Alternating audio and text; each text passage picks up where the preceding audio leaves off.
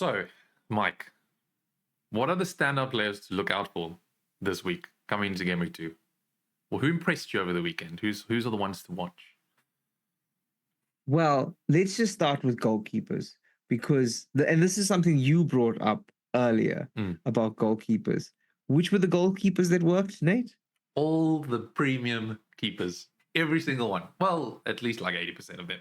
You've got Pope, Raya, Edison, Allison, all hauling big points. And the only budget one, so fair play to those who owned him, was Steele from Brighton. He was the only 4.5 goalkeeper that got a 7-point haul. Every other goalkeeper that was 4.5 or below 5 mil got nothing. And the starting fixtures were Everton, United, and Arsenal. Okay, that's why he wasn't really on our radar. But at that 4.5, like I know a lot of people have Henderson, 17.4%, in fact, and we're one of those two people. Yeah. Fortunately, so he didn't get much. He didn't, but it's good to know, and also keep in mind that with this news that Anderson might be moving. Does that actually drop Henderson's appeal? The appeal even more, yeah. We're going to have to keep an eye on that. But yeah, premium goalkeepers seem to be the one. And if you had the money, I did not. One of those. Now, out of those more expensive goalkeepers, which one would you say would you keep your eye on for the next 4-5 game weeks? Definitely Raya. I plugged him in our budget or in our premium goalkeeper video. If you haven't looked at that, you can still go check it out because I'm sure there's relevant information. But it would be Raya just because of how Arteta likes to set up his defense and likes to keep clean sheets. So out of all the keepers, I would expect the most consistent clean sheet performance from Raya. Edison is good shout, but again, you didn't expect City to keep a clean sheet against Chelsea. I know we were both thinking, we knew we were going to lose, but we were thinking 2-1, you know. Same with Allison and Liverpool. But maybe Slot's a bit more different than Klopp and then all-out attack. They controlled the ball well in the back, so could be expecting things from him.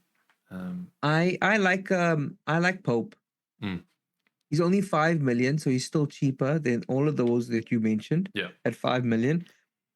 But that 0.5 for a team that has good fixtures in the next 5 and is a history of FPL dominance in terms does make saves. Yeah, and Newcastle do play attacking football, which means he's going to get save points because he is going to face saves.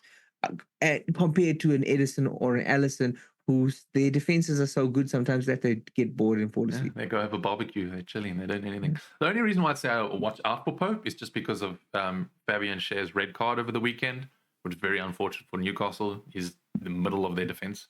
So we have to see how Eddie Howe adjusts his team.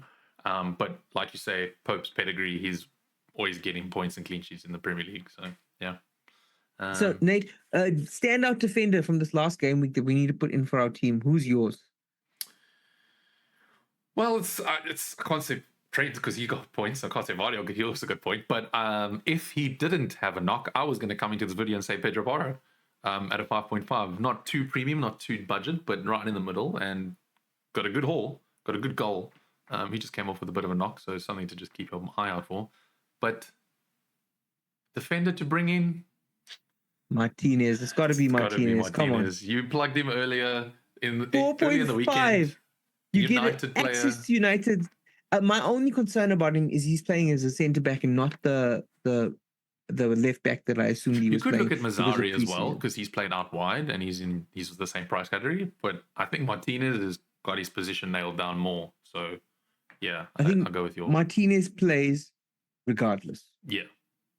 So you go with Martinez. So I would think everybody should keep an eye on him. He scored points this week.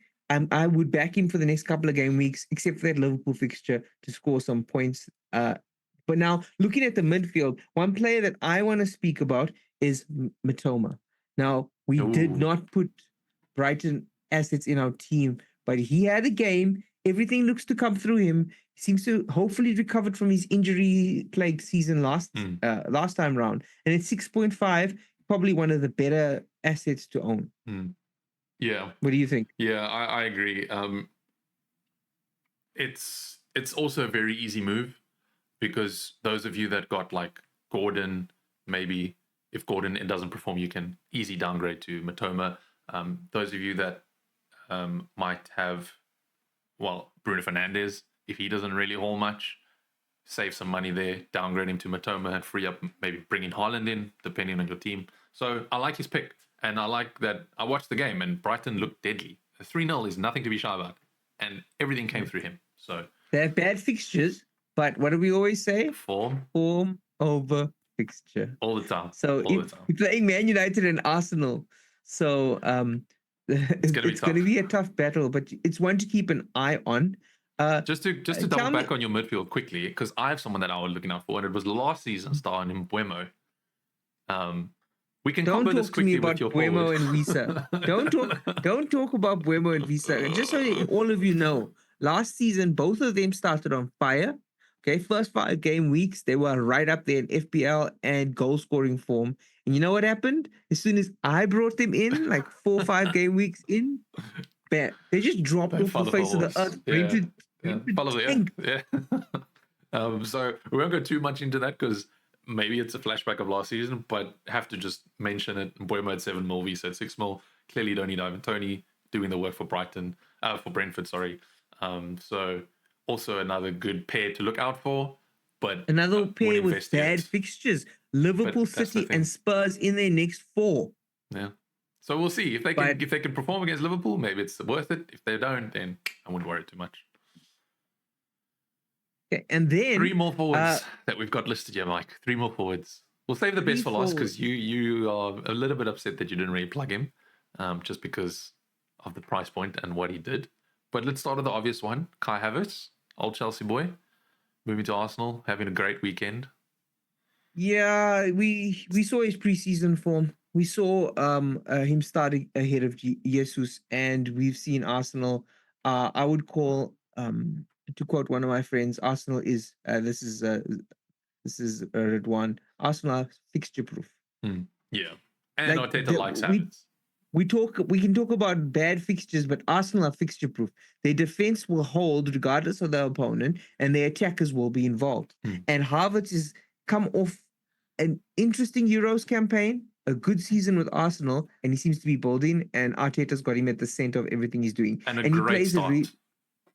He just brings everybody into play. He doesn't try and do a lot on his own, and when he does, he's not always the most clinical. But this time he was. And I think at that price point, at 8 million, we got a good forward there. And to rival him, there's another 2 options that we've got, cheaper ones. If you can't fit in Havertz and you're trying to get rid of Solanke, maybe because you weren't happy with him because he flopped over the weekend, I would look at bringing in either Welbeck or Wood. Out of those 2, which one do you like better? Wood. Welbeck could share his points with Pedro. I think Welbeck just got lucky. Not lucky, like he played well. He just got the goals through him.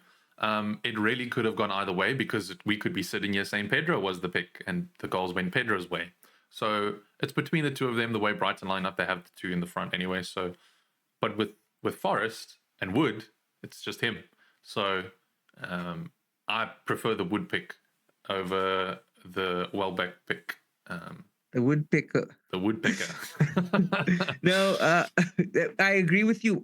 I would say, again, we already touched on this. Welbeck doesn't have the fixtures, but Wood does. But they're both on form. But Wood is the star of that show. He's the focal point of that attack. And in all of the players in Nottingham Forest that people were talking about standing out so far, like Gibbs and Hudson, like the player who really stood out here was Wood. Yeah.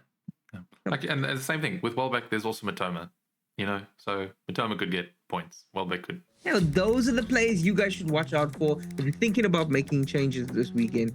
Those are the ones that you should look at.